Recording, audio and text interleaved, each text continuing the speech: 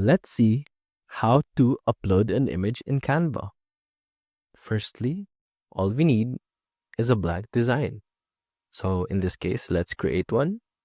Let's select print products and select poster. After the design is opened, we're left with a blank canvas.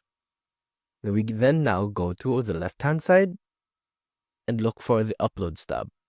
All we need to do is click on it, and here it shows my recently uploaded items.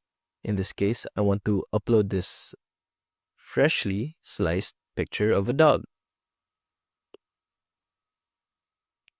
After clicking on any photo here, let's select this other photo.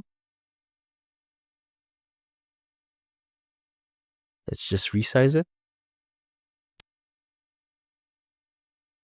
Now it's done. We've successfully uploaded 2 images in Canva. And that's it.